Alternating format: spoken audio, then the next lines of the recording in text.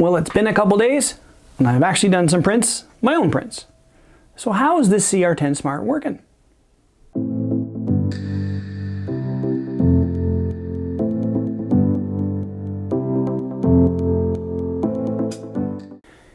Greetings, Dave here, DCP Effects. Welcome back. I've now been able to do some of my prints. So the last print I did was the EB, which was sliced by Crowley, is on the card, and it's cute.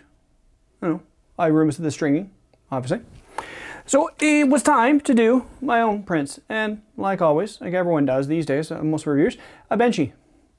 Now that turned out really well. That is a fantastic print. Almost no stringing on it because I used my settings. A little bit better than what Crowley had. Not that I'm saying I'm better than Crowley, it's just the settings are a little bit better for retraction. And it turned out really well. And in fact, if you compare it to the Ender 7, there were some spots in here that didn't quite match up. They didn't quite fill in correctly. Whereas this one, beautiful. I'm not sure how well you can see that because I don't have my glasses on. But it's really, really great print, and there's a little bit of stringing inside there. And because I'm me, I also printed a comm badge. Seems what I do every time. Came out relatively well. You know, a little bit of TLC required on it, but there always is. There's always a little bit of stepping on the Delta just because of the curve to it. I had this actually at a very high resolution. It seems great. The fit and finish is fantastic because the Delta fit in quite easily. Not an issue to get in, and not an issue to get out either. So there you go. So it's made to go in quite nicely. So there.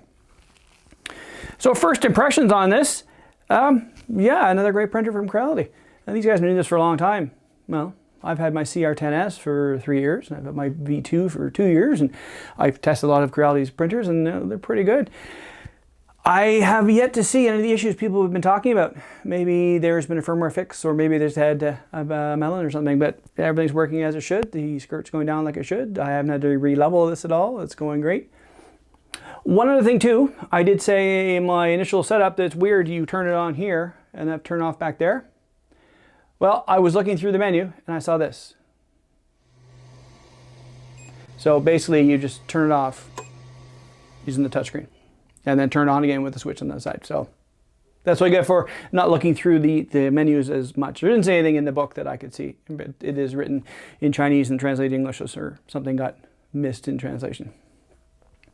So to get started with this, yes, I think it's pretty good. I've got to do some bigger things on it now. I've got probably a tricorder body to print, because why wouldn't I? It seems to be another one of my litmus tests, is what I print when I print things. Maybe I'll do an oscillation over thruster just for fun as well. We'll see how that works out. So now that we've done, or I've done some prints using my own settings rather than something that's been pre-sliced by Crowley, I can say yes, this is a decent printer because it's printing the way I expect it to, the way I expect 3D printers to print, because I have these files that I use all the time to print them out. And even when we look at the Benchy, you know, it has the logo on the bottom quite nicely. And again, you probably can't see that, but it came through without a problem. And it was actually quite satisfying watching it go down onto the bed. It did it quite easily and fluidly. Even as I said in the last video, it's weird the skirt didn't really print. Must have been something, didn't have it all the way through, because the skirt printed just fine. It did the line that it does first, and then the skirt was just fine, and off it went, and no hiccups whatsoever. So, yeah, so there it is. Thanks to all the comments on YouTube. Couple, you know, someone posted twice, which is interesting, but you know, comments and other comments on other of my videos, and I appreciate all of you who've reached out and hit subscribe. I'm getting there. I've got 175 to go to reach my 1,000 goal, which that's not the goal. I'm going to get beyond 1,000. I'm sure I'm not going to stop at 1,000. Go, okay, I'm done. It's coming along, and it's interesting too to watch, because for the partner program, it's 1,000 and 4,000 view hours. And my view hours go up and they go down and go up and go down, because it's taking an aggregate over the last 2 years. And for the while there, I didn't have very much traction. People didn't like what I was saying because, well, I look at the videos, I wasn't very good at it.